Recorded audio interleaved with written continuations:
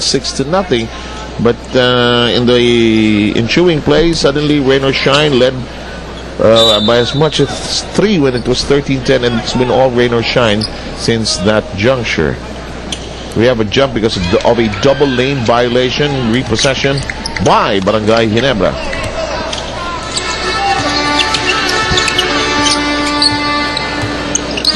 Clock management now for the Gin Kings, down by as much as 15.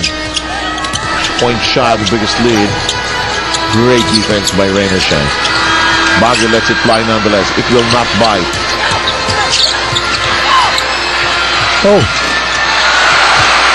Baguio was begging for the ball. But they've never committed already at the end of 3 quarters. It's been nothing but rain or shine. You can choose your season. You can choose your weather.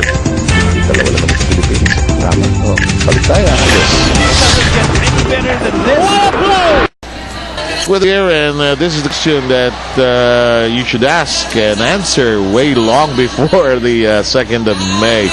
Mostly May weather, mid up atop the ring.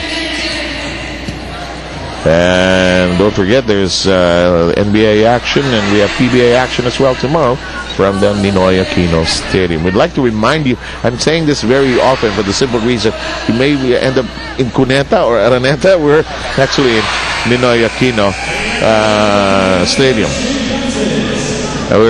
Today, we're at Victoria City Sports and Amusement Center, Victoria City, Negros, Occidental.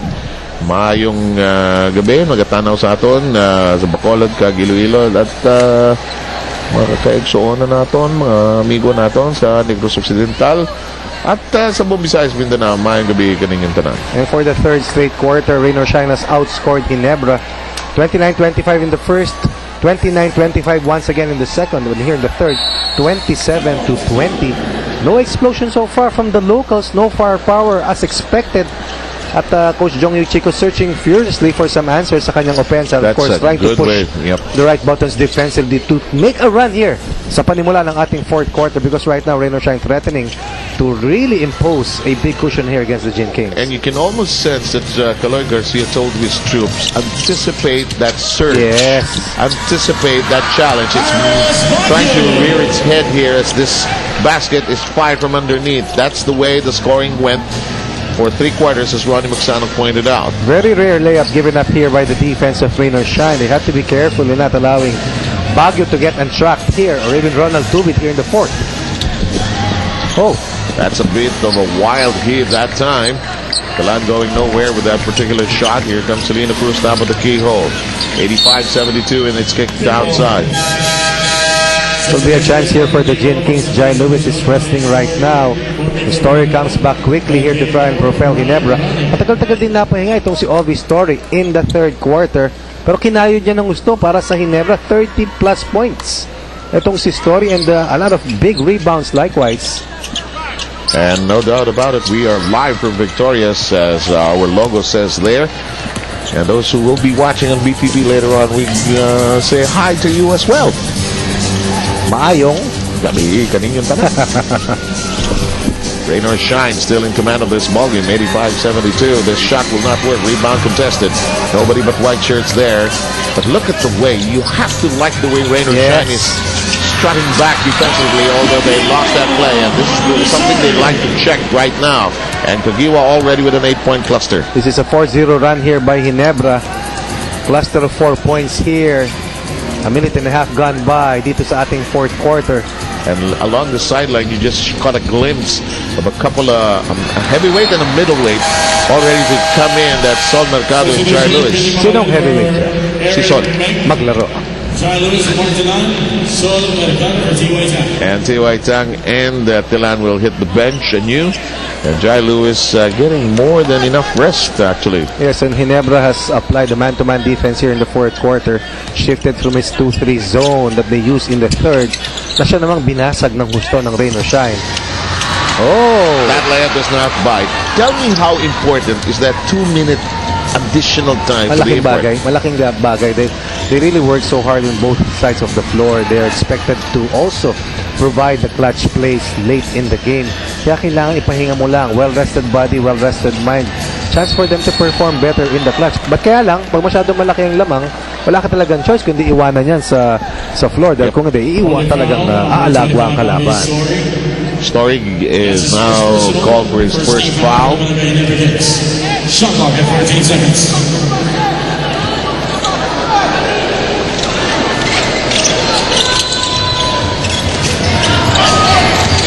Norwood trying to go 1-on-1. Gets a good shield from Reyes. This is an open shot. This does not bite, however, and Story collects another rebound. And now Ginebra is forcing Rain or Shine to miss. 22 rebounds already. It's been a one-man show. That shot will drop. And this guy is not called the Spark for nothing. Time for Lloyd Garcia and his Elasto Painters to talk things over. They have to nip this in the bud. Should he never decide to come up with an uprising. Live with us for the Phoenix Fuel PBA on tour, and this is the schedule we have been talking about since we opened our broadcast here today. Realtors trying to snap a slide, an early slide, talking text, 2-2. Alaska playing its second game and up against San Miguel, which just recently won. Ah, look at that takeaway.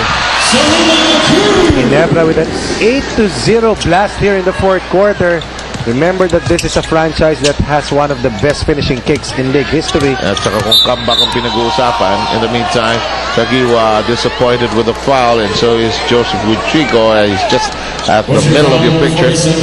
Backcourt pressure here by the James. Now the defensive P is showing here for Ginebra. They need this badly. They have given up 85 points already to Rain or Shine in the first three quarters. Now they have to make the defensive stops, and they have really fired an initial blast here to cut the lead to only 7. Just going below 9 minutes here in the fourth. Norwood with another Kagiwa foul, body contact. So far, Mercado hasn't got to work here in the fourth. 8-55, best unit so far for Rain or Shine on the floor. While on the other side, Mark Kagiwa and Cyrus Baguio buckling to work here in the final quarter to propel Ginebra closer to Rain or Shine.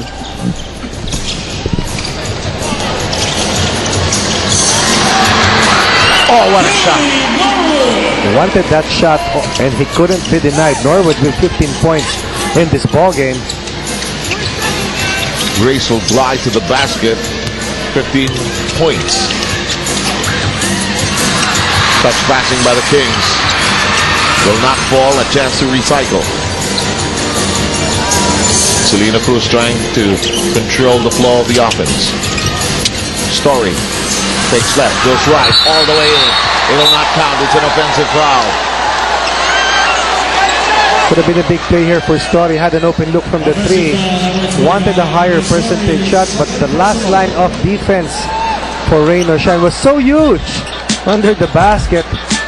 Lewis giving up his body. Getting an offensive foul once again. Probably the fourth offensive foul here called against the Gin Kings all throughout this ball game. Parang nadidinig yung mga sabi mga kababayan na kadako siya. Posible matumba sila. Hindi kapoy, ha? Hindi.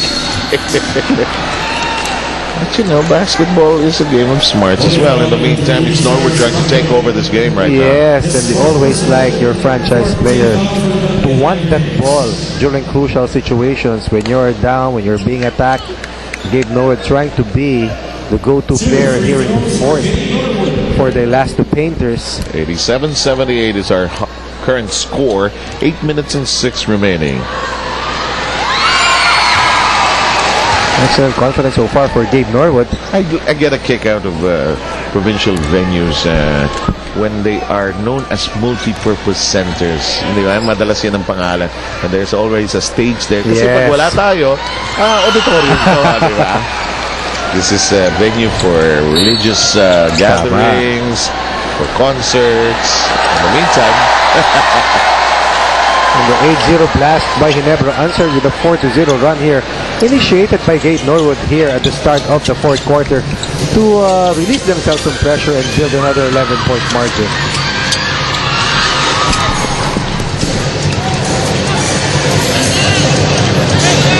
Once again, Gabe Norwood asking for a single high screen attack here, courtesy of Jai Lewis.